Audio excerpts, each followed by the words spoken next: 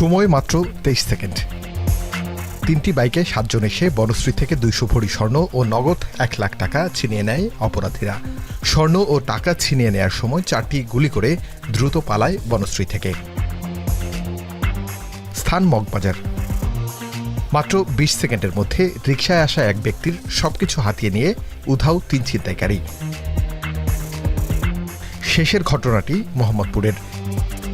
রিকশা থামিয়ে চাপাতির ভয় দেখিয়ে সব কেড়ে নিচ্ছে দুর্বৃত্তরা। মোবাইল ফোনে ধারণ করা এই 3টি ঘটনা ঘটেছে এক সপ্তাহের মধ্যে। রাত বিরাতে মোহাম্মদপুরের এই সড়কগুলো ধরেই চলে অস্ত্রের মহড়া। দেশীয় অস্ত্রের পাশাপাশি থাকে বিদেশি অস্ত্র, তাই ভয়ে মুখ খুলে না এলাকাবাসী। তবে থানায় অভিযোগ করলে চিহ্নিত করে বাসায় গিয়ে হামলা চালায় চিহ্নিত সন্ত্রাসীরা। পেছনে কারা মদদ দিচ্ছে সেটাই এখন বড় প্রশ্ন। কেউ ছিনতাই হয়েছেন, আবার কেউ ছিনতাইয়ের ঘটনা শুনেই রয়েছেন আতঙ্কে। একসাথে জড়িত এখানে হামলা করে, এখানে হামলা করে, এখানে হামলা করে, হাতে চুরি দেয়, সাবারি দেয়, বিভিন্ন জিনিস থাকে।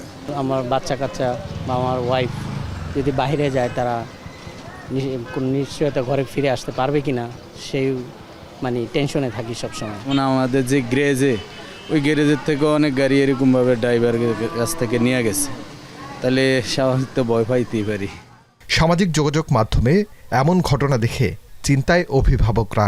999-এ কল দিয়েও পুলিশের সহায়তা না পাওয়ার অভিযোগ অনেকের। পুলিশে দেখে আগে মানুষ ভয় পাইতো, এখন মানুষ দেখে পুলিশ ভয় পায়। 999-এ ফোন দিলে ওনারা ঠিকমতো আসে না। ওনারা দেখা গেলো যে 2 ঘন্টা 3 ঘন্টা পরেও আসে, তাহলে তো এটা তো আর ততক্ষণে তো চিন্তা করে এটা চলেই যায়। আতঙ্কে ছোট মাঝারি ব্যবসায়ীরা তাই বড় অঙ্কের লেনদেন করেন ব্যাংক অথবা মোবাইল ব্যাংকিংয়ের মাধ্যমে। এখন বর্তমানে আমরা কোনো টাকাই ক্যাশ নিচ্ছি না, আমরা সব কিছুই সরাসরি অ্যাকাউন্টে নিচ্ছি আমরা এখন। কারণ তো হচ্ছে 2-4-5 হাজার টাকা রাখতেও আমাদের কাছে এখন প্রচুর ভয় মনে হয়। পুলিশ আসলে সবসময় তারা আমাদের পুলিশ এই দিকে থাকে না বা পাহারা দেয় না। তারপরে মনে করেন অনেক পোলাফান ঘোরাফেরা করে, আমরা ওরকম সেভেই থাকি, যাতে একটা অফেন্স না হয়, ওইভাবেই থাকি আর কি। আইনশৃঙ্খলা বাহিনীর অভিযানের ধারাবাহিকতার অভাবে ডালপালা গজাচ্ছে অপরাধীদের।